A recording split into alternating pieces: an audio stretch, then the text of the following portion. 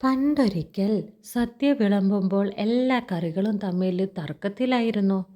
സാമ്പാർ പറഞ്ഞു ആദ്യം ഞാൻ, രസം പറഞ്ഞു അല്ല ഞാൻ. അപ്പോഴാണ് അടുത്തിരുന്ന് ചെറിയ പാത്രത്തിൽ നിന്ന് പരിപ്പ് കറി പറഞ്ഞത്, ആദ്യം എന്നെ നെയ്യും ചോറും കൂട്ടി കഴിച്ചു നോക്കൂ, എല്ലാവർക്കും സന്തോഷമാകും. ഇത് കേട്ടപ്പോൾ എല്ലാവരും പറഞ്ഞു ശരി ശരി, അങ്ങനെയാണെങ്കിൽ ഒന്ന് പരീക്ഷിക്കാം.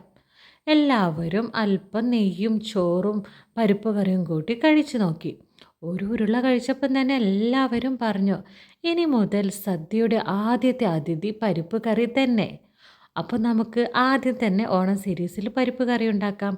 അതിനായിട്ട് ചെറുപയർ പരിപ്പ് നന്നായി കഴുകി അതിലേക്ക് ഉപ്പും മഞ്ഞൾപ്പൊടിയും നെയ്യും ചേർത്ത് നന്നായിട്ട് വേവിച്ചെടുക്കാം. വേവിച്ച പരിപ്പിലേക്ക് തേങ്ങയും ജീരകം നന്നായിട്ട് അരച്ച് ചേർക്കാം.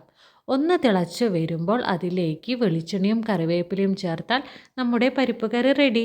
അപ്പോഴെൻ്റെ പരിപ്പ് കറിയും അതിൻ്റെ രസകരമായ കഥയും ഇഷ്ടമായിട്ടുണ്ടെങ്കിൽ ഒന്ന് സബ്സ്ക്രൈബ് ചെയ്യണേ. Thank you.